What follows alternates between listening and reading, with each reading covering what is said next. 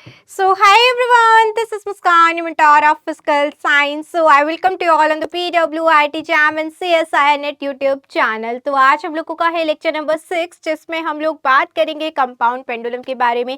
I hope आप लोगों ने लास्ट लेक्चर देखा होगा जिसमें हमने बात की थी सिंपल पेंडुलम के बारे में. तो उसी सीरीज को कंटिन्यू करते हुए आज हम डिस्कस करेंगे हमारा topic that is related with compound pendulum. चलिए इसी के साथ स्टार्ट करते हैं बिना किसी डिले के.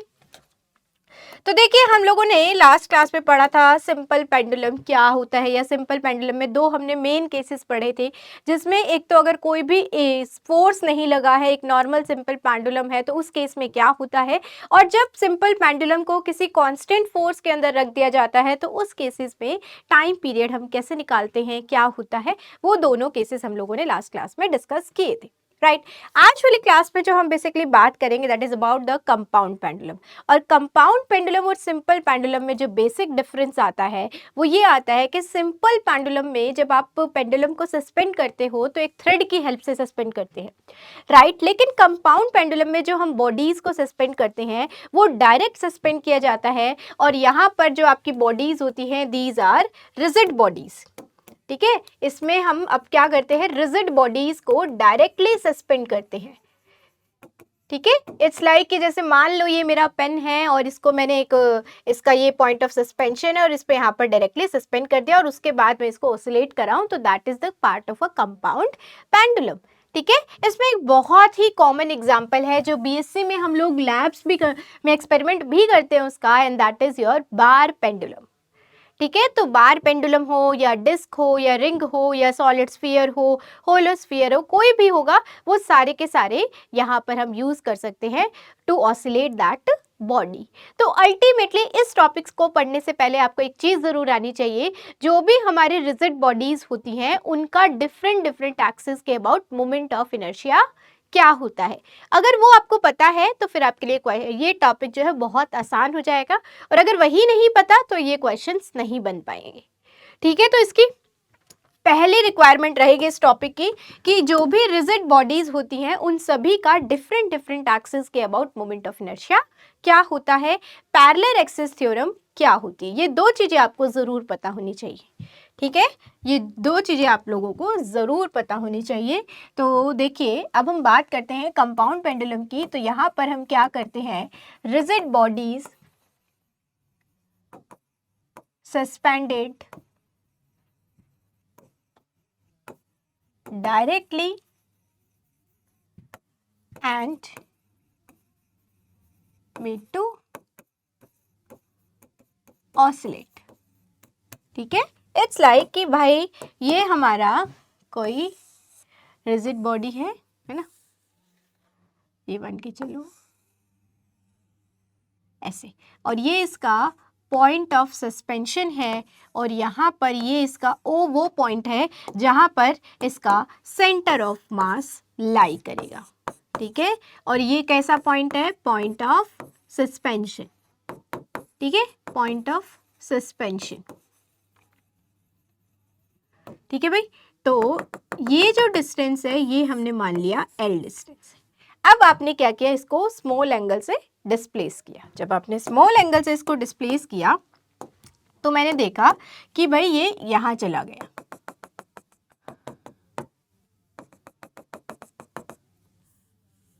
ठीक है, ऐसे. तो अब इसका सेंटर ऑफ मास यहां कहीं लाई करेगा. Now it's displaced by some small angle theta. ठीक है, तो अब ये सेंटर ऑफ मास है तो यहाँ पर इसका वेट लग रहा होगा mg अगेन, और इसका फिर ये वाला कंपोनेंट हो जाएगा mg cos थीटा, और ये वाला कंपोनेंट हो जाएगा mg साइन थीटा. तो अगेन आपको पता है कि यहाँ पर टॉर्क के लिए कौन सा फोर्स रिस्पॉन्सिबल होता है. अब टॉर्क के लिए आपको पता है ये वाला फोर्स रिस्पॉन्सिबल है, क्योंकि ये जो है देखिए ये आपका पॉइंट ऑफ सस्पेंशन है, यहाँ पर हम फोर्स देख रहे हैं तो यहाँ पर दो फोर्सेस लग रहे हैं, इस पे एक mg साइन थीटा और एक mg कोस थीटा.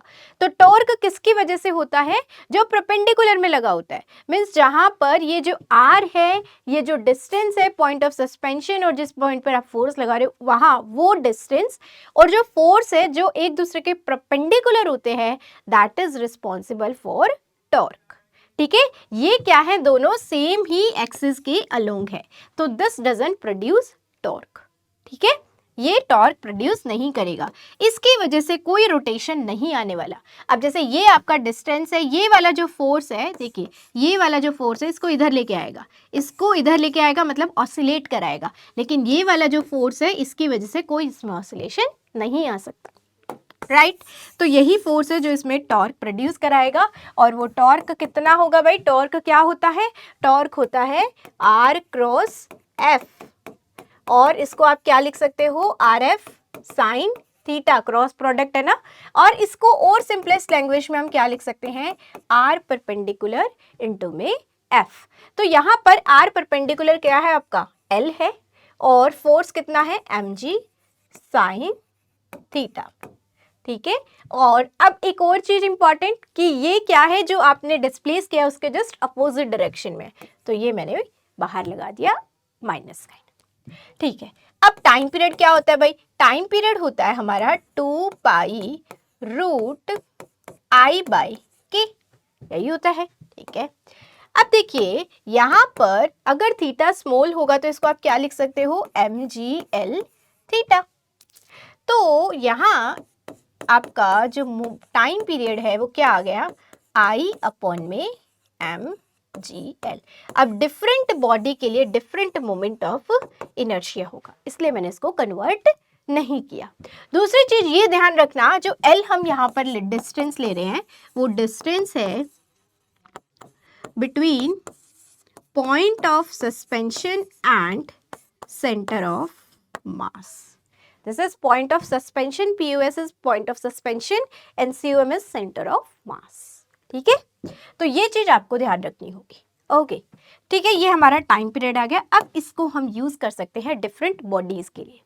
तो जैसा कि मैंने बताया, बार पेंडुलम है, रिंग है या डिस्क है, कोई भी हो सकता है। तो हम पहले एक बेसिक से एग्जाम्पल लेते हैं। For example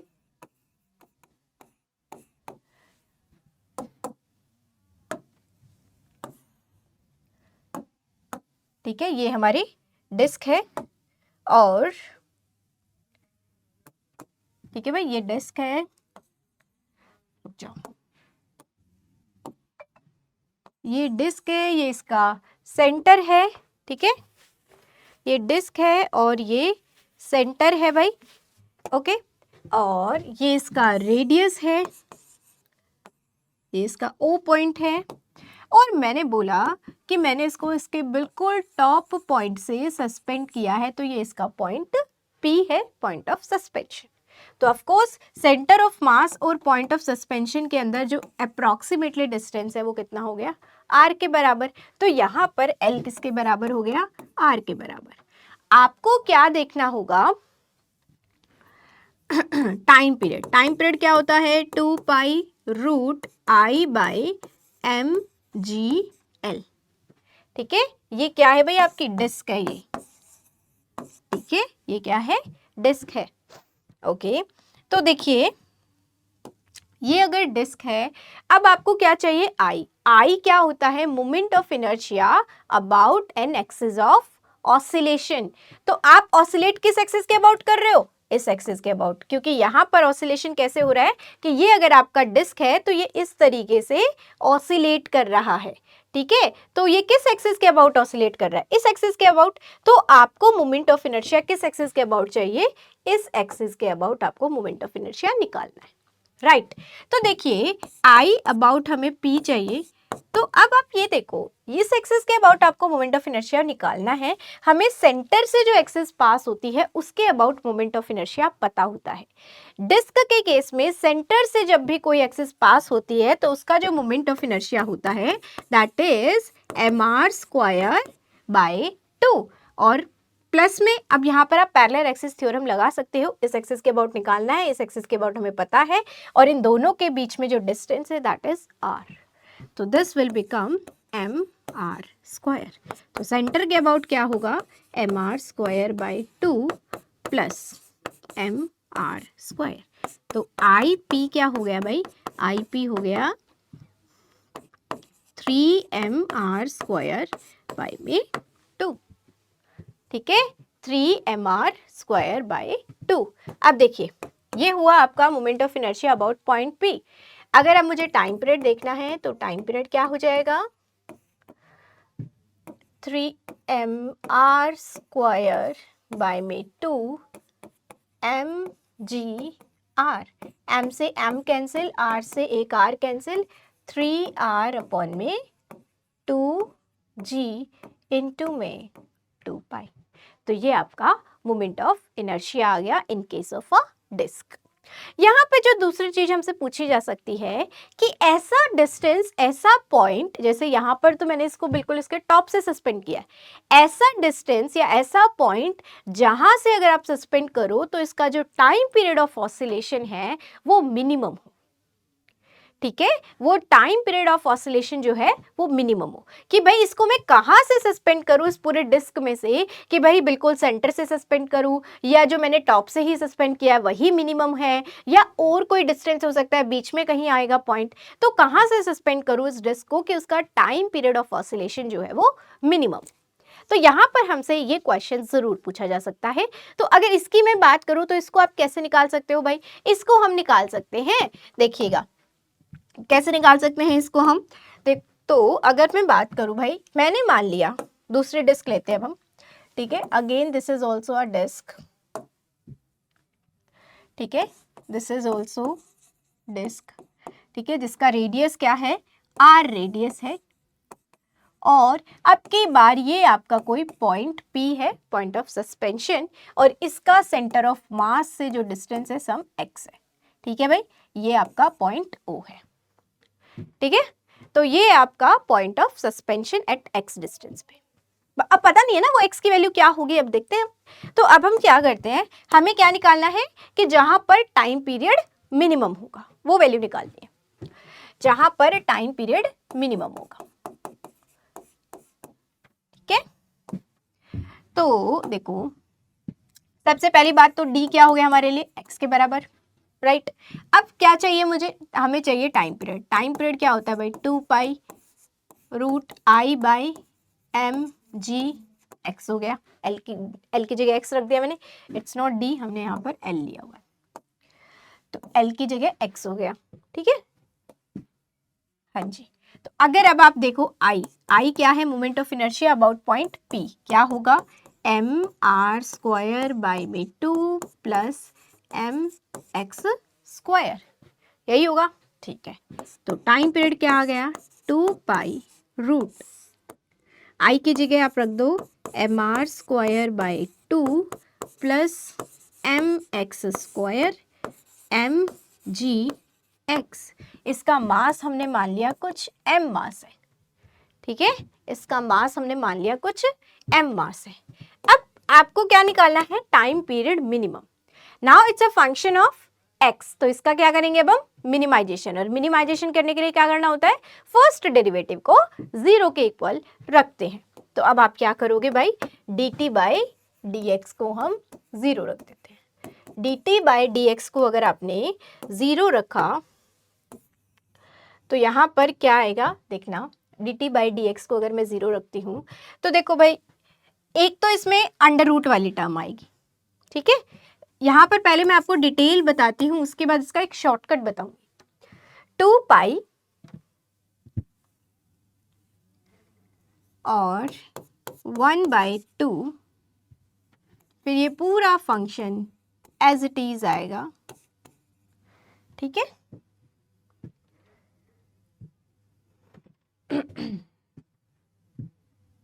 M R square by 2 plus M X square upon में एम जी एक्स की पावर -1/2। अब आपको नेक्स्ट क्या करना है, इस जो अंदर दिया गया है उसका डिफरेंशिएशन करना है। तो देखो इसको मैं क्या कर सकती हूँ, इसको मैं इस तरीके से लिख सकती हूँ ना भाई, ये एम जी से मैं इसको डिवाइड कर दूँ तो R square by 2gx plus m से m कैंसिल, एक x से एक x भी कैंसिल, x बाई जी। इसको हम ऐसे भी तो लिख सकते हैं, तो फिर हमें जो डिफरेंशिएशन करना होगा थोड़ा आसान बन जाएगा। तो देखो अब यहाँ पर मैंने क्या किया भाई, माइनस आर स्क्वायर अपॉन में 2gx का स्क्वायर, ठीक है, प्लस 1 बाय में g इक्वल्स टू 0। ये आया। अब आपको पता है ये दोनों टर्म्स क्या हैं, एडेड हैं, तो कभी जीरो नहीं हो सकती। यहाँ पर जीरो कौन सी टर्म हो सकती है, केवल ये वाली टर्म जीरो हो सकती है। तो भाई मैंने क्या किया, minus R square by 2gx square plus 1 by G equals to 0, right. तो यहाँ से क्या आ रहा है आपके पास, 1 by G equals to R square upon में 2g एक्स स्क्वायर, जी से जी कैंसिल, तो यहाँ से आपके पास x की जो वैल्यू आ रही है that will be plus minus R by root 2। तो इस डिस्टेंस पर हमारा टाइम पीरियड क्या होगा, मिनिमम होगा। तो at particular this distance time period क्या होगा, hence at x equals to plus minus R by root 2 पर टाइम पीरियड क्या होगा भाई, मिनिमम होगा। Time period will be minimum, ठीक है, टाइम पीरियड क्या होगा आपका, मिनिमम, ठीक है। तो यहां पर हमारा टाइम पीरियड मिनिमम होगा। तो इससे हमें क्या समझ में आया, इससे हमें ये समझ में आया कि हम अब चाहे यहाँ पर डिस्क के लिए मैंने निकाला है, इसमें चाहे रिंग हो या कोई भी बॉडी हो आप निकाल सकते हो। चेंज कहाँ आएगा, चेंज बस एक ही फैक्टर में आएगा और वो है ये मोमेंट ऑफ इनर्शिया, बाकी तो सेम कैलकुलेशन रहेगी। अच्छा, जो शॉर्टकट मैं आपको बता रही थी, शॉर्टकट में क्या है कि जैसे यहाँ पर अंडर रूट वाला फैक्टर है, तो आपको पता है जब भी आप अंडर रूट को डिफरेंशिएशन करते हो तो एक टर्म वो आती है जिसमें अंडर रूट होता है, पर उसको हमें कभी भी जीरो के इक्वल नहीं रखना, क्योंकि एक तो दोनों टर्म क्या है, पॉजिटिव। तो अल्टीमेटली जो मेरे काम की चीज है ना, वो काम की चीज है अंदर वाली, तो क्यों ना डायरेक्ट मैं उसका डिफरेंशिएशन देख लूँ क्या आ रहा है, बस। तो ये आप बहुत बार अपने क्वेश्चंस में देख सकते हो, जब आपको अंडर रूट दिखेगा तो ये आपकी कैलकुलेशन को थोड़ा छोटा कर देगा, क्योंकि बहुत बार हम इसको देख के ना कंफ्यूज हो जाते हैं कि कैसे होगा, आगे कैसे सॉल्व करें। तो ये चीज़ है, तो उस कंफ्यूजन को दूर करने के लिए मेन आपको किसके लिए फोकस करना है, अगर आप उसका फर्स्ट ऑर्डर डिफरेंशिएशन जीरो रखने वाले हो तो आपका जो अंदर जो इसमें टर्म है उस पर फोकस करना है, रादर देन जो बाहर का अंडर रूट है। ओके, चलो नेक्स्ट एक बार हम देख लेते हैं भाई बार पेंडुलम का क्या होगा अगर बार पेंडुलम का हम निकालने जाएं तो। ठीक है, बार पेंडुलम का क्या होगा, ये है हमारा, रुको ये तो फिर भी मैंने थोड़ा सा इस तरीके से मान के चलो, ठीक है, ये हमारा एग्जाम्पल नंबर 3 हो गया। अब देखिए ये अगेन मैंने जो इसका पॉइंट ऑफ सस्पेंशन लिया है वो बहुत ही क्लोज लिया है इसकी ऊपर वाले पॉइंट के, है ना, और ये इसका कहीं सेंटर ऑफ मास होगा इस पॉइंट ओ पर, ठीक है, ये पॉइंट ओ है, और ये जो पॉइंट है भाई, ये वाला जो पॉइंट है, ये सॉरी ये जो डिस्टेंस है, this is somehow it's like, अगर इस पूरे बार पेंडुलम की लेंथ L है तो ये डिस्टेंस हो गया L/2। आपको क्या निकालना है, इस पॉइंट के अबाउट टाइम पीरियड निकालना है। तो यहाँ पर अब देखो यहाँ कंफ्यूजन क्या होगा, अब दोनों वेरिएबल हमने सेम सेम ले लिए ना, तो भाई इसकी जगह एक काम करते हैं, इसको d ले लेते हैं और इसको d/2 ले लेते हैं। अब ठीक है, तो L is equals to d/2 हो गया, फाइन। अब देखिए हमें टाइम पीरियड चाहिए, टाइम पीरियड क्या होता है, 2π√I अपॉन में mg, L की जगह क्या रखोगे, d/2, तो ये आ गया। अब मेन काम किसका है, मोमेंट ऑफ इनर्शिया का, तो मोमेंट ऑफ इनर्शिया आपको सेंटर के अबाउट चाहिए। अगर किसी को पता है तब तो बहुत अच्छी बात है। जो रोड के केस में अगर हम बात करें तो वहां पर क्या होता है, जो एक्सिस उसके सेंटर से पास होती है उसका मोमेंट ऑफ इनर्शिया होता है ml²/12 अगर इसकी लेंथ L है तो, और अगर कोई एक्सिस उसके एक एंड से पास होती है तो उसके अबाउट जो मोमेंट ऑफ इनर्शिया होता है दैट इज ml²/3। तो चाहे आप इसको यूज करके सॉल्व कर लो या इसको यूज करके सॉल्व कर लो, आंसर सेम आएगा, क्योंकि इसको हम ml²/3 को निकाल भी सकते हैं। तो देखिए सेंटर के अबाउट हम सबको पता होता है कितना होता है, ml² /12 प्लस अगला काम क्या है भाई, पैरेलल एक्सिस थ्योरम लगा लो अपनी। और पैरेलल एक्सिस थ्योरम अगर हम लगाएं तो यहाँ से यहाँ के बीच में जो डिस्टेंस है दैट इज d/2। तो भाई रुको रुको, this is md² plus md/2 का होल स्क्वायर। तो मोमेंट ऑफ इनर्शिया क्या आ गया भाई, md² प्लस md²/4। तो इसको सॉल्व करोगे then it's come out md²/3। ठीक है, तो ये आएगा आपका moment of inertia. Now next अगर हम देखें टाइम पीरियड, नेक्स्ट अगर हम देखें तो वो हम बात करेंगे टाइम पीरियड के बारे में। तो टाइम पीरियड क्या होता है, 2π आई की जगह हम क्या रख देंगे, md²/3 2, और यहाँ पर mgd, m से m कैंसिल, d से एक d कैंसिल, तो ये वैल्यू आ गई 2π√2d/3g। तो ये हम लोगों का टाइम पीरियड आ गया for case of bar pendulum. ये क्या है भाई आपका बार पेंडुलम। तो इस तरीके से आपको सारे क्वेश्चंस सॉल्व करने होंगे। चलो ठीक है, अब कुछ क्वेश्चंस देख लेते हैं। आई होप समझ आ गया होगा कि हम निकाल कैसे रहे हैं, है ना। समझ आ गया होगा अब तो हम निकाल कैसे रहे हैं। तो भाई ये जैम का प्रीवियस ईयर क्वेश्चन है। क्या कहता है क्वेश्चन, देख लेते हैं। A uniform stick is just like your bar pendulum. A uniform stick of length L and mass M is pivoted at its top end and oscillating with angular frequency omega r. Assuming small oscillation, the ratio is omega r by omega ss. यहाँ omega s क्या है, omega s represent कर रहा है angular frequency of simple pendulum of same length. तो आपके पास यहाँ पर स्टिक है भाई, स्टिक है मतलब इट्स लाइक एक बार पेंडुलम की तरह मान सकते हो आप इसको। एक यूनिफॉर्म स्टिक है, एक छोटी सी डंडी है ऐसी, ठीक है, जिसकी लेंथ कितनी दी गई है, जिसकी लेंथ L दी गई है, और साथ में आपके पास एक सिंपल पेंडुलम है जिसकी लेंथ भी L है। तो सिंपल पेंडुलम के केस में टाइम पीरियड कितना होता है भाई, अगर उसकी लेंथ L है तो दिस विल बी √L/g। तो ओमेगा की वैल्यू क्या होगी, ओमेगा की वैल्यू हो जाएगी भाई ओमेगा s मतलब √g/L। 2π/t होता है ना, तो इट्स बिकम √g/L। फाइन। अगर इसके केस में हम टाइम पीरियड देखें, इसको इस पॉइंट से सस्पेंड किया है आपने, है ना, और इस पॉइंट से सस्पेंड किया, तो दिस इज ये ही पॉइंट है हमारा जो पॉइंट ऑफ ऑसिलेशन वाला है, पॉइंट ऑफ सस्पेंशन वाला जो पॉइंट है। तो इस पॉइंट के अबाउट अभी तो निकाल के आए हैं हम लोग। तो t कितना आ रहा था भाई, 2π, देख लो, ये तुम पेपर में तो खुद से निकालना पड़ेगा, अभी तो हमने निकाला है तो हम डायरेक्ट यूज कर रहे हैं, 2d/3g। अब हमारे केस में d क्या था भाई, d हमारे केस में ये था, तो यहाँ पर d इक्वल्स टू L हो गया, तो t इक्वल्स टू 2π/2L/3g। ठीक है, ये क्या है आपकी यूनिफॉर्म स्टिक है। ओके, अब देखिए ये टाइम पीरियड हो गया। अगर ओमेगा हम निकालना चाहें यहाँ से, तो ओमेगा क्या हो जाएगा, 3g/2L, और इसको किससे रिप्रेजेंट किया है, ओमेगा r से रिप्रेजेंट किया है। तो ये ओमेगा r आ गया, ये ओमेगा s, ओमेगा r/ओमेगा s देखोगे तो √3/2 आ रहा है, ओमेगा r/ओमेगा s देखोगे तो कितना आ रहा है भाई, √3/2 आ रहा है। इजी सा क्वेश्चन था, है ना, इजी सा क्वेश्चन था। तो क्या आंसर हो जाएगा इसका, ऑप्शन बी इसका करेक्ट आंसर है।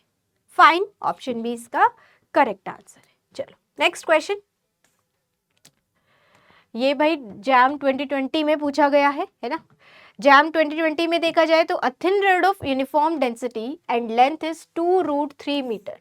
अब लेंथ जो दी गई है आपको रोड की, वो क्या दी गई है, रोड की लेंथ हमें दी गई है 2√3 metre, is undergoing small oscillation about a point.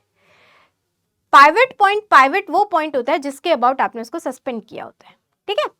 The time period of oscillation is minimum when the distance of the pivot point from the center of mass of rod is xm. आपसे क्या पूछा गया भाई, यहाँ पर वो xm की value पूछी गई है जहां पर time period of oscillation minimum होगा। तो यहाँ हमें वो टाइम मतलब वो डिस्टेंस निकालना है जहाँ पर time period of oscillation minimum होगा। हम लोगों ने उसको सॉल्व किया था डिस्क के लिए। अब क्वेश्चन आ गया है आपके पास एक यूनिफॉर्म थिन रोड के लिए। Thin road is just like कि भाई जिसकी केवल एक लेंथ है ना, ये thin road it's like that, bar pendulum की तरह ही आप इसको मान सकते हो, ठीक है, जिसकी एक लेंथ है, जिसकी ब्रेथ होती है वो बहुत ही स्मॉल होती है, ठीक है, थिन रोड की तरह है, जिसकी यूनिफॉर्म डेंसिटी एंड लेंथ इसकी जो दी गई है दैट इज 2√3 मीटर। तो ये जो डिस्टेंस दिया गया है दिस इज 2√3 मीटर। तो इसको हम क्या बोल रहे हैं, इसको हमने बोल दिया भाई ये है हमारी डी लेंथ, ठीक है, ओके। अब ये इस पॉइंट से अगर हम सस्पेंड करेंगे, अच्छा हमें तो ये बताना ना, वो पॉइंट बताना, ठीक है, इसका तो कोई काम ही नहीं है, फिर हमें किसी पॉइंट आर्बिट्ररी पॉइंट पे लेना पड़ेगा। तो ये मान लो इसका सेंटर ऑफ मास है, ओ पॉइंट है, तो ये पॉइंट कोई पी है which is at distance x, ठीक है, एट सम डिस्टेंस एक्स पर है, ये सम एक्स डिस्टेंस पर है पॉइंट पी। तो यहाँ पर जो हमारा लेंथ होगी वो क्या हो गई, एक्स हो गई। अब आपको टाइम पीरियड चाहिए। टाइम पीरियड रिजिड बॉडीज के केस में क्या होता है, I/mgl, और L की जगह हम क्या लिख सकते हैं, 2π√I/mgx, ठीक है, दिस इज योर mgx। और यहाँ पर देखिए, इसको कुछ ही मत बोलो, कंफ्यूज हो जाओगे वरना नोटेशंस में, ठीक है। टाइम पीरियड ये हो गया। अब आई चाहिए मुझे, और किस पॉइंट के अबाउट, इस पॉइंट पी के अबाउट। तो हमें पता है सेंटर से जो एक्सेस पास होती है उसके अबाउट कितना होता है, एम, हाँ, अब उससे कितना होता है, जितनी भी उसकी लेंथ होती है। तो ये लेंथ हमारी 2√3 मीटर है, तो दिस इज 2√3 मीटर का होल स्क्वायर बाय में 12 प्लस ये जो भी डिस्टेंस होगा mx स्क्वायर। तो ये आ गया आपका मोमेंट ऑफ इनर्शिया। तो इसको यहाँ पर पुट कर लेते हैं और देखते हैं टाइम पीरियड कितना आए, मतलब किस डिस्टेंस पे हमारा टाइम पीरियड मिनिमम होगा। तो दिस इज 2π√I, आई की वैल्यू कितनी होगी, 2 का स्क्वायर 4 और √3 का स्क्वायर 3, 4 3 12। तो भाई ये तो पूरा ही कैंसिल हो गया। इसको अगर मैं स्क्वायर रूट से देखूं तो भाई ये तो पूरा ही कैंसिल हो गया। m 2 × 2 × 3 है ना, और नीचे भी 12 है, तो ये तो बहुत आसान हो गया। चलिए भैया, तो m प्लस, इसी में लिख देती हूँ एक स्टेप और, m प्लस mx स्क्वायर, ठीक है, अपॉन में mgx। तो यहां से देखिए 2π 1 अपॉन में gx प्लस x अपॉन में g, ये आ रहा है। हमें क्या करना है, dt/dx इक्वल्स टू 0 को 0 किया। अब देखो इसको अगर आप 0 करोगे तो क्या आएगा, वही फिर से अंडर रूट वाला फैक्टर है ना, तो पता है आपको 1/2 और ये जो भी टर्म है -1/2। अब आपको पता है भाई ये वाली टर्म हमारे कोई काम नहीं आएगी, है ना, इससे हमारा कोई लेना देना नहीं है। मेन हमारे जो काम की वैल्यू है इसके अंदर जो टर्म है उसका डिफरेंशिएशन। तो इससे करोगे तो क्या आएगा, -1/gx square plus 1/g and that is equals to 0, right. तो भाई x की जो वैल्यू आ रही है वो हमारी, देखते हैं क्या वैल्यू आती है, x की जो वैल्यू आएगी 1/gx square equals to 1/g, तो g से g कैंसिल, तो x square equals to 1 means x की वैल्यू क्या आ रही है, 1 मीटर। तो ये वो डिस्टेंस जहां पर आपका टाइम पीरियड मिनिमम होगा दैट इज xm, वो क्या वैल्यू आ रही है, 1 मीटर। तो भाई ऑप्शन में दिया गया है एंड दैट इज 1 मीटर। ये पहला तो ऑप्शन कह रहे हैं कि भाई √3/2 पे मिनिमम होगा, तो हमारी जो वैल्यू आई है वो आई है 1 मीटर। ठीक है, चलो ओके। नेक्स्ट अब देखो, इसमें दो चीजें पूछी गई है। एक तो आपसे वो डिस्टेंस पूछा और डिस्टेंस पर टाइम पीरियड कितना होगा। तो अब x की वैल्यू पता चल चुकी है, मतलब आप इस पॉइंट को अब क्या मान लो, this is basically your 1 metre. तो जहां जहां हमने x पुट किया था वहां वहां 1 मीटर पुट कर दो, तो मिनिमम टाइम पीरियड भी हमें मिल जाएगा। तो दिस इज 2 पाई। i की वैल्यू क्या हो जाएगी अब की बार, m प्लस m, क्योंकि x की वैल्यू 1 है तो m plus m, x equals to 1। ठीक है, और m g यही होगा। तो यहां से वैल्यू आ रही है 2 पाई रूट, देखिए m से m कैंसिल, 2m बनेगा ऊपर, तो m से m कैंसिल, 2/g। ये कुछ वैल्यू आ रही है √2/g, पर हमें इसमें पूरी एग्जैक्ट वैल्यूज को सॉल्व करके बतानी है। चलो देखते हैं क्या आती है वैल्यू। तो दिस विल बिकम, हम मान लेते हैं लेट्स g की वैल्यू जो है वो 10 है। ठीक है, तो भाई क्या आएगी, 2 पाई √5 सेकेंड, ये वैल्यू आ गई 2 पाई √5 सेकेंड। तो इसमें मोर देन 1 ऑप्शन ही करेक्ट थे, MSQ में क्वेश्चन आया था, तो भाई इसके दो आंसर सही हैं, 1 मीटर और 2 पाई बाय √5 सेकेंड। तो ये दो ऑप्शन इसके सही है। आई होप समझ में आया होगा।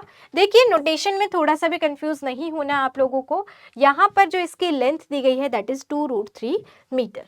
यहाँ देखिए हमने क्या बोला है, जो भी हमारा कोई ऑब्जेक्ट होगा उसको, उसका जो सेंटर से उसके पॉइंट ऑफ सस्पेंशन का जो डिस्टेंस है दैट इज कैपिटल L, उसको हमने कैपिटल L से डिनोट किया है।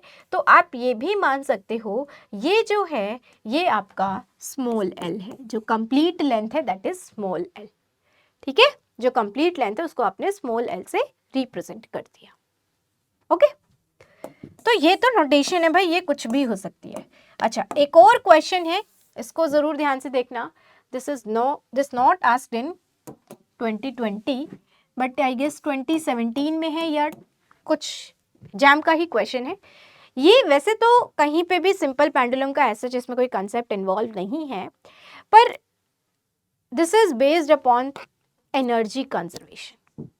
ठीक है, देखो क्वेश्चन को ध्यान से पढ़ते हैं तो क्या कहता है, क्या इसमें हमारा ऑप्शन आएगा देखेंगे, है ना।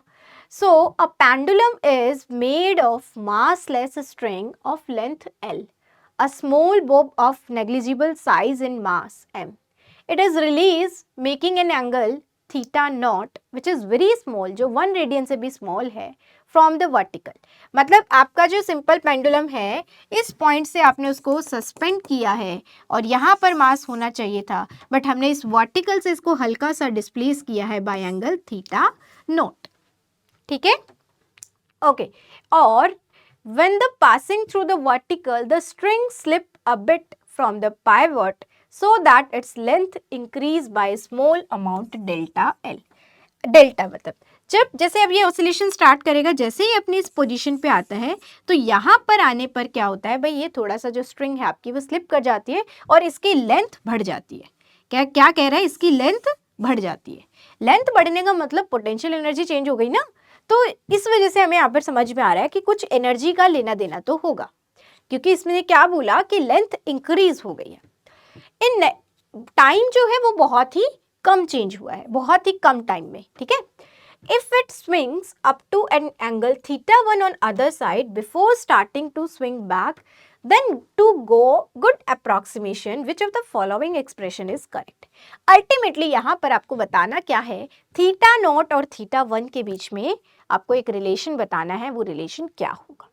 अब देखो अगर ये लेंथ चेंज नहीं होती तो जितना एंगल उधर गया उतना ही एंगल कम इधर आया होगा, लेकिन यहाँ गेम क्या है, गेम यहाँ पर ये है कि भाई इधर तो थीटा नॉट है, इधर θ1 है। क्यों है, क्योंकि जब ये अपनी इस पोजीशन पे पास हुआ तो इसकी लेंथ जो है वो बहुत ही स्मॉल टाइम के अंदर चेंज हो गई, और लेंथ चेंज हो गई तो अब आपको जरूरी थोड़ी ना अब भी पेंडुलम उतने ही एंगल पे जाएगा। तो यहाँ पर इन्होंने बोल दिया कि θ1 एंगल से अब इस तरफ गया है, ठीक है। ओके तो ऐसा बोला गया है कि भाई कुछ तो थोड़ा सा टाइम, इसको यहाँ पर बहुत ही कम टाइम लगा है, नेग्लिजिबल टाइम है ऑल्दो, है ना। जैसे यहाँ पर पहुंचा तुरंत से वो स्लिप की, उसकी लेंथ इंक्रीज हो गई। उसके बाद जो पेंडुलम स्वाइप किया वो θ1 एंगल से स्वाइप किया है। तो इस θ0 और θ1 के बीच में हमें रिलेशन बताना है। तो देखिए इनिशियली अगर हम देखें तो जो पेंडुलम था उसकी लेंथ क्या थी, L थी, है ना। जब कभी यहाँ रहा होगा इनिशियली, तो उसके बाद वो θ0 एंगल पे गया, तो इधर जो इसकी लेंथ आएगी वो कितनी आएगी, that will B L cos θ0। तो देखो एनर्जी कंजर्वेशन हम लोग लगाते हैं, इस क्वेश्चन को समझना।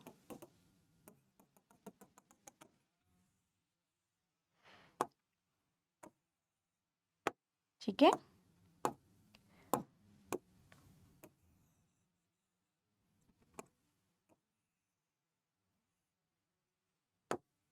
ठीक है भाई, ये हमारा स्मॉल मास है m और ये स्मॉल मास है m, ये θ1 है और ये θ0 है, ठीक है। ओके और ये दिया गया है L प्लस डेल और ये दिया गया है L, फाइन। तो जब यहाँ पर था वो ऑब्जेक्ट इनिशियली, है ना, तो उस टाइम उसकी लेंथ क्या रही होगी, L। अब उसका कितना कंपोनेंट, जब ऐसे आप एंगल थीटा पे स्वाइप करें तो कौन सा कंपोनेंट इसका आ रहा होगा इधर लेंथ का, इधर जो कंपोनेंट आएगा that will B L cos θ0, ठीक है। तो यहाँ पर अब आपका ऑब्जेक्ट है, ठीक है, इसको मान लिया आपने पोजीशन नंबर 1, अब वो ऑसिलेट करके अपनी पोजीशन 2 पर वापस आएगा। तो it's just like a extreme, क्योंकि यहाँ पर वो रेस्ट में, इससे वो वापस आ रहा है, तो ये किसकी तरह बिहेव करेगा, एक्सट्रीम पॉइंट की तरह बिहेव करेगा। तो एक्सट्रीम पॉइंट पर अगर आपको पता है kinetic energy plus potential energy at point 1 is equals to kinetic energy plus potential energy, energy will be conserve, total energy क्या होगी, कंजर्व होगी। तो यहाँ पर काइनेटिक एनर्जी एक्सट्रीम पर क्या होती है, 0, तो हाफ m, यहाँ पर वेलोसिटी इसकी 0 प्लस पोटेंशियल एनर्जी क्या होगी भाई इस पॉइंट पर, पोटेंशियल एनर्जी अगर हम देखें तो पोटेंशियल एनर्जी लेंथ कितनी है, mgl cos θ0। अब इस पॉइंट 2 पर आए, पॉइंट 2 पर आए तो यहाँ पर आपको पता है कि उसकी कुछ वेलोसिटी होगी, राइट। तो उसको मैंने बोल दिया हाफ m v1 स्क्वायर, ठीक है, उसको मैंने बोल दिया कुछ v1 स्क्वायर। और यहाँ पर अगर आप पोटेंशियल एनर्जी देखोगे तो दैट विल बी mgl, यही होगा, ठीक है। अब देखो इसमें जो जो चीज़ें कैंसिल हो सकती हैं पहले तो उसको हम कैंसिल कर लेते हैं। ये तो टर्म 0 ही हो गई, इसका तो रोल ही खत्म हो गया भाई, है ना, m से m कैंसिल हो जाएगा हमारा यहाँ पर। और इसके अलावा हमें क्या पता चल रहा है यहाँ, gl cos θ0 is equals to v1 square by 2 plus gl, ये आ रही वैल्यू। इसको हम ऐसे लिख सकते हैं ना, v1 square is equals to gl cos θ0 minus 1 into में यहाँ पर 2b, तो v1 की वैल्यू आ गई 2gl cos θ0 minus 1, ये आ गया आपका v1, ठीक है, ये आ गया आपका v1, फाइन। अब देखो, अब इस पॉइंट पे आने के बाद क्या हुआ, लेंथ स्लाइटली इंक्रीज हो गई, तो अब वो कहीं यहाँ चला गया, तो अब ये कंप्लीट लेंथ कितनी हो गई है, ये कंप्लीट लेंथ हो गई है L प्लस डेल, और ये स्लाइटली इंक्रीमेंट कितना हुआ है, डेल, ठीक है। तो ये अब हमारे लिए पॉइंट नंबर 3 हो गया, और ये अब आपके लिए पॉइंट नंबर 4, अब इस 3 से वो 4 पर गया, ठीक है, इस 3 से वो 4 पर गया। तो देखना अब kinetic energy plus potential energy at point 3 is equals to kinetic energy plus potential energy at point 4, सही है ना, क्योंकि यहाँ से वो वापस आ रहा है, तो it's behave like a extreme position. ये एक लाइन यहाँ पर भी लिखी थी कि if it swings up to at angle θ1 on the other side before starting to swing back, मतलब वापस आने से पहले तक दूसरी तरफ वो कितने एंगल पे गया है, θ1 एंगल पे गया है, और θ1 एंगल पे गया है मतलब ये वो पॉइंट है जहां पर वो एक्सट्रीम पर गया है, मतलब इसके बाद वो वापस आएगा। तो अब यहां देखिए पॉइंट 3 पर काइनेटिक एनर्जी क्या होगी। नाउ अब यहां कुछ v1 स्पीड थी, है ना, यहां पर कुछ v1 स्पीड थी, यहां कुछ v2 होगी, मे बी सेम हो मे बी डिफरेंट हो, अब हम जानते नहीं है ना, वो आगे देखेंगे निकाल के कि क्या रिलेशन इनमें आता है। तो अब देखिए अब क्या होगा, हाफ m v2 स्क्वायर, और इस पॉइंट पे पोटेंशियल एनर्जी कितनी होगी, mg l plus del equals to kinetic energy plus potential energy, kinetic energy plus potential energy. तो यहां पर देखिए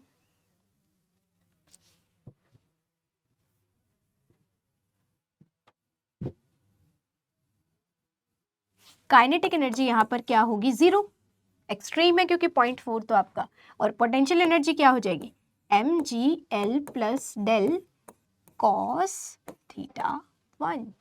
तो यहां से हमें v2 मिल जाएगा भाई, इस m को और इस m को उड़ा दो। अब यहां से आप देखिए v2 की वैल्यू आ गई है, v2 स्क्वायर आ रहा है हमारा, gl प्लस डेल कॉमन ले लो, cos θ1 माइनस का 1, और यहाँ पर ये 2, तो v2 की वैल्यू आ गई 2g l plus del cos θ1 minus 1। देखिए यहां तक तो कोई समस्या किसी को नहीं आई होगी, है ना, यहां तक तो कोई समस्या किसी को नहीं आई होगी, लेकिन अब समस्या क्या है कि मैं v1 और v2 को कैसे रिलेट कर सकती हूँ, ये अब हमें थोड़ा सोचना पड़ेगा।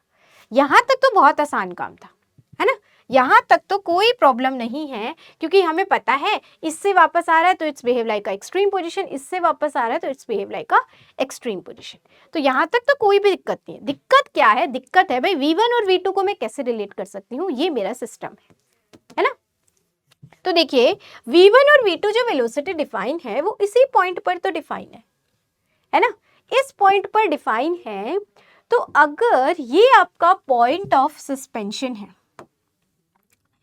इस पॉइंट पर अगर आप देखोगे तो क्या मैं ऐसा बोल सकती हूं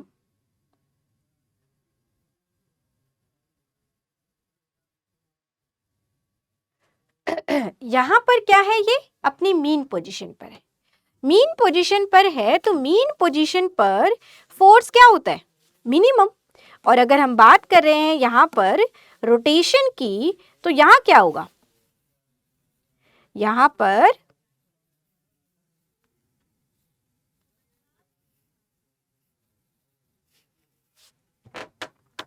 देखो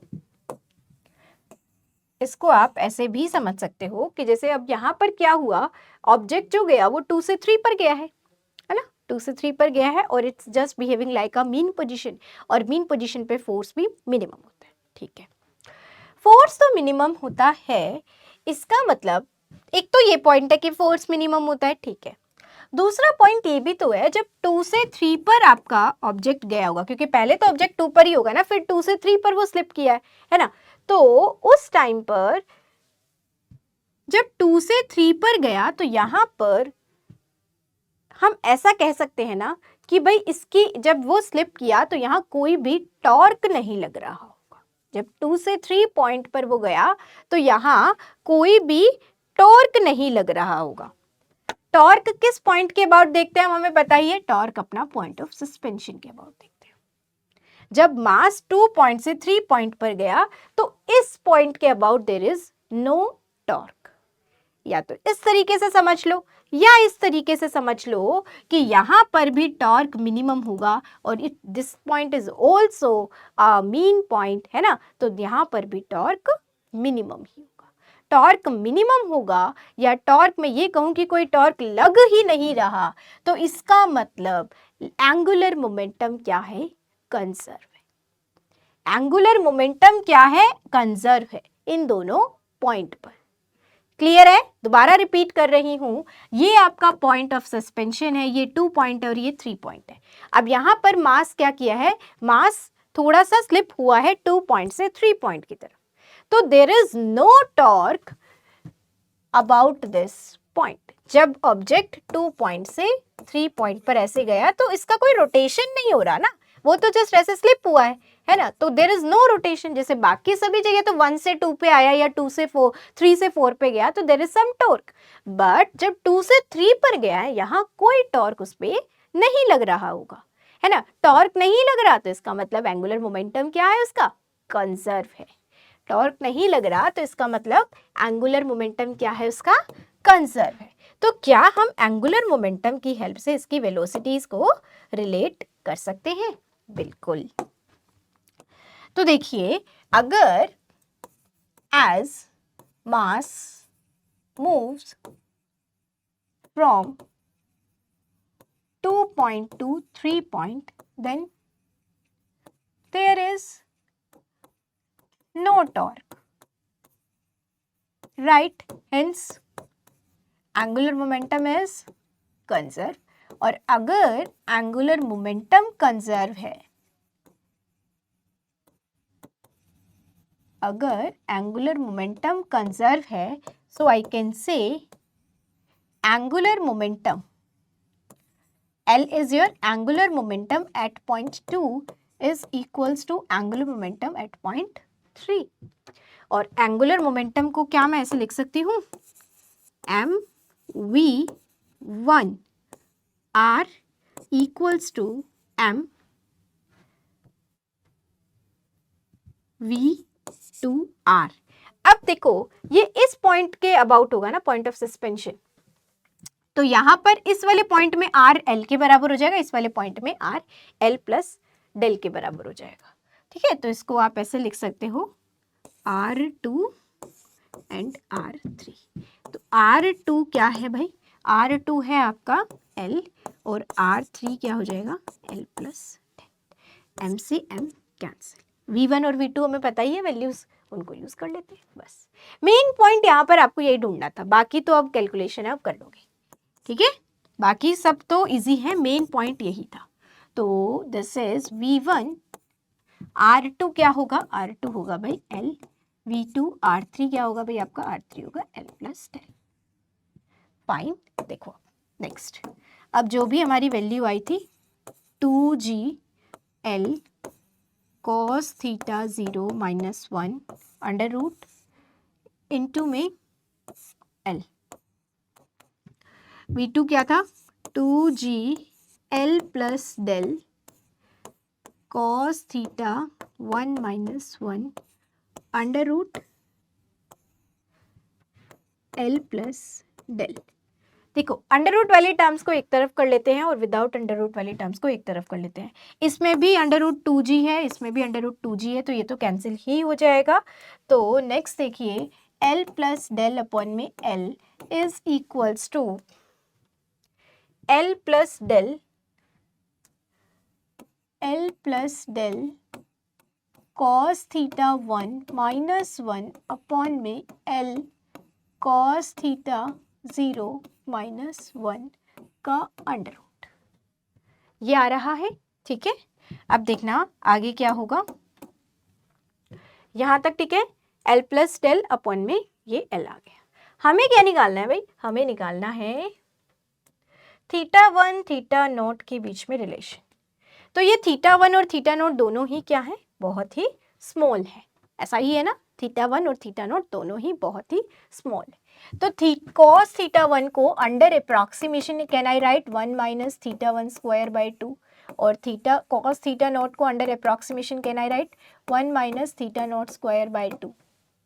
तो बस फिर हो गया हमारा काम, L प्लस डेल अपॉन में L, और यहाँ पर देखिए L प्लस डेल अपॉन में L।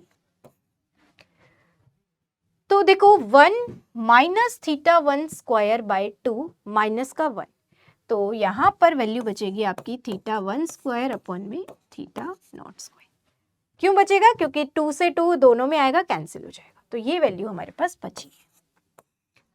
ठीक है, ओके, सो यहाँ से हम थीटा 1 बाय थीटा नॉट बाहर निकाल लें और L प्लस डेल अपॉन में L under root L upon में L प्लस डेल, ऐसा लिख सकती हूँ।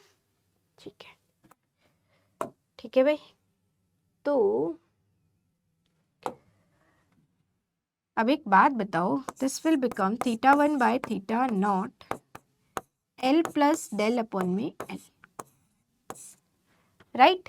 तो यहाँ से आपके पास क्या आ रहा है, थीटा 1 थीटा नॉट, आपको पता है ना डेल बहुत छोटा है ना, तो 1 प्लस डेल बाई एल की पावर 1/2।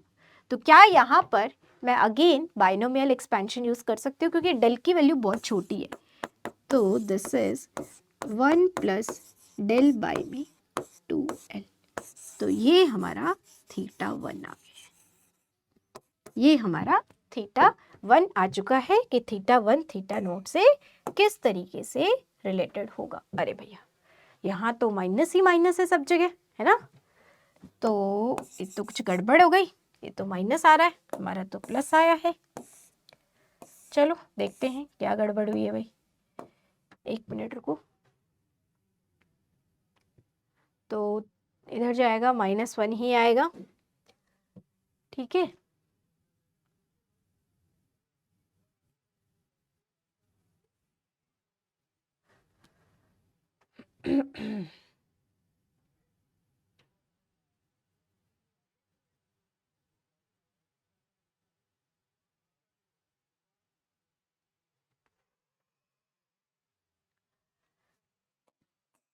ये तो ठीक है,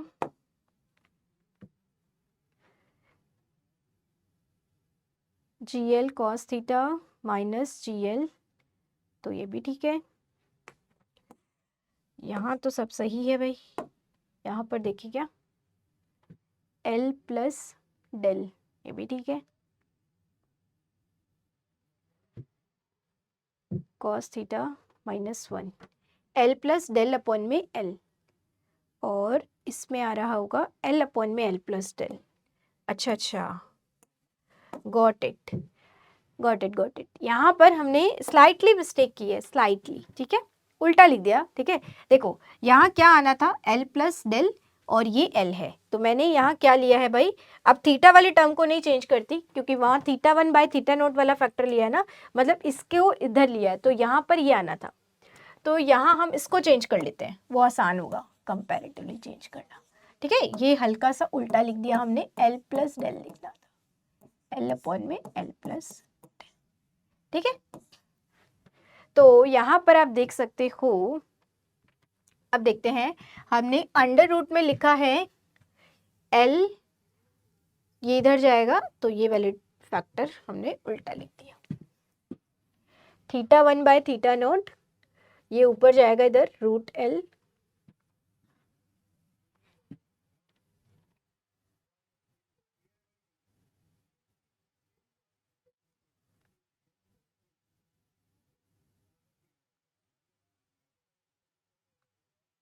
हाँ जी। देखिए इसको हम सही करते हैं, थोड़ा सा करेक्शन की नीड है बस। तो ये है भाई थीटा 1 बाय थीटा नॉट, ठीक है, ये अंडर रूट से बाहर आ गया, इसमें था √L plus del by L, तो ये इधर जाएगा तो L plus L by del होगा, ठीक है। तो ये लास्ट वाली स्टेप में हम थोड़ा सा करेक्शन कर लेते हैं, अभी आ जाएगा हमारा आंसर। तो this will become L upon में L प्लस डेल की पावर 3/2, ऐसा आ रहा है। इससे तो आप इसको सिंप्लीफाई नहीं कर पाओगे, तो अगर मैं इसको ऐसे लिखूं, थीटा 1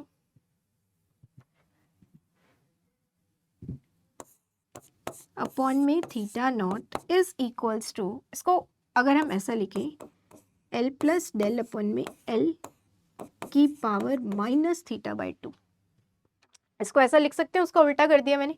अब हम इसमें अप्रॉक्सीमेशन यूज कर पाएंगे क्योंकि पहले तो आप इसमें अप्रॉक्सीमेशन लगा नहीं पा रहे थे, है ना, -3/2। तो theta 1 is equals to theta not 1 minus 3 del by 2। या तो भाई ऐसा ही आंसर होता फिर, है ना, या तो ऐसा ही आंसर होता एल अपॉन में एल प्लस डेल की होल पावर 3/2, तो अब तो हो जाता, पर ऐसा आंसर दे नहीं रखा, तो अब हमें ऑप्शंस के अकॉर्डिंग देखना पड़ेगा, और ऑप्शन के अकॉर्डिंग ही हमें पता चला प्लस माइनस, वरना तो हम चलते जा रहे थे। तो यहाँ पर हल्का सा करेक्शन करना था, वो मैंने उल्टा लिख दिया। देखिए बस ये वाली पॉइंट में थोड़ा सा एरर हुआ लिखने में, हम θ1/θ0 ले रहे थे, तो एल अपॉन में एल प्लस डेल आना था, ठीक है, एल अपॉन में एल प्लस डेल आना था, बाकी तो फिर सही है। ठीक है भैया, तो ये इसका आंसर हो जाएगा। आई होप आप सबको समझ में आया होगा कि कैसे मैंने क्वेश्चन को सॉल्व किया है। अब एक क्वेश्चन होमवर्क के लिए दे रही हूँ, सभी लोग इसको ट्राई करेंगे, ठीक है, this is asked in just examination, सभी लोग इसको ट्राई करेंगे और कमेंट सेक्शन में बताएंगे कि क्या उनका आंसर आ रहा है फॉर दिस पर्टिकुलर क्वेश्चन, ठीक है, सभी लोग बताएंगे भाई जो भी आपका आंसर आएगा।